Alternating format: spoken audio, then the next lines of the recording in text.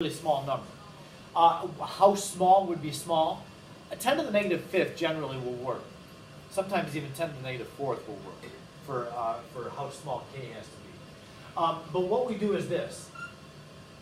If k is really small, that means it shifts to the right only a tiny amount and then it stops. Because the reaction heavily favors the reactant. So there's way more reactant. And if k is really small, that means that the x value is going to be really small. And if I take 0.1 minus a really small number, what am I going to get? Something very close to 0.1. Yeah. 0.1 minus a really tiny number is going to still be very close to 0.1. So in the denominator, because I know that x is small due to the small k value, I can neglect subtracting off that tiny little number and just call the denominator 0.1. Now I can't neglect these x's up here because they started at 0. And any number that's not 0 is infinitely bigger than 0. Or smaller, I guess, if it's negative. But these will all be positive numbers. So you can't neglect those x terms up there. But since this very small number is being subtracted from negative 1, you can neglect that. When you get an answer for x, you always need to check your 5% rule. You go up there to the original concentration and make sure that the x value is less than 5% of that number right there. It will turn out to be x is really, or the k value is really small in this case. So I'm pretty confident in our 5%.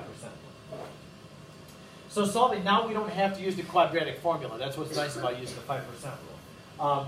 I just have an x squared term and then the rest of it's constants. If I take and multiply the 0.1 over there, it'll be 3.5 times 10 to the negative 9 will equal x squared. Let's see, can we do this without a calculator? I think we can. If you're good with scientific notation, you'll recognize that 3.5 times 10 to the negative 9 is the same thing as 35 times 10 to the negative 10. Could you come up with that? Practice. And that then, when we're taking the square root of both sides to solve for x, that's really close to a perfect square. That 35 is about 36. So, and that is a perfect square. That would be 10 to the negative fifth squared. So the x value, well, I'm going to do this, is about 6 times 10 to the negative fifth. And remember, x is a concentration. It's molarity. The k value doesn't have a unit, but the x's do. It's molarity.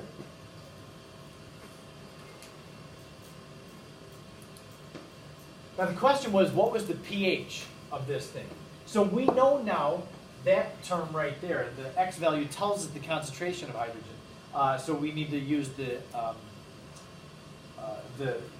formula for pH to figure out what the pH is. pH of this formula or solution would be negative log of 6 times 10 to the negative fifth. Can anybody crank that out? On your calculator, you just hit the negative sign and then log, and then 6e negative 5.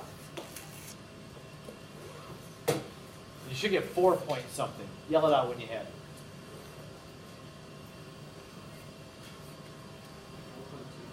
Yeah, it's about 4.2. It's about that. Because I was just estimating there. That's not exactly 6, so it's close to 4.2.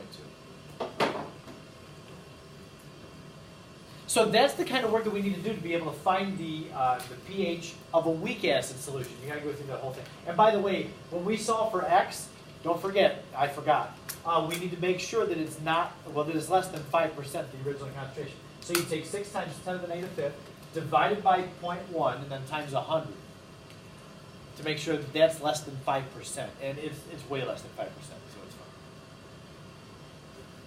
But if it's not obvious, or if there's not somebody there telling you, you've got to do that check. And you'll see when you do the solution guide, they check every single time. It's like problem after problem. It says assumption's good, assumption's good. Well, that's what they're talking about. The assumption that they made right there to make the math simple.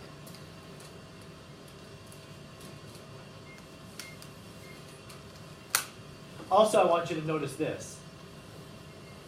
The same concentration for a weak acid would have a pH of 4.2. A strong acid with that concentration, pH would be 1. So you can see a strong acid really gives you a flood of hydrogen ions and brings the pH down big time. when you have a weaker acid, yes, it brings the pH down, which makes it an acid, but it's pretty mild in its effect. It depends on what the goal is. I mean, if you have something living and you need a very specific range of pHs, then you probably want to use something like this, not a strong acid, because strong acid just brings the pH way down.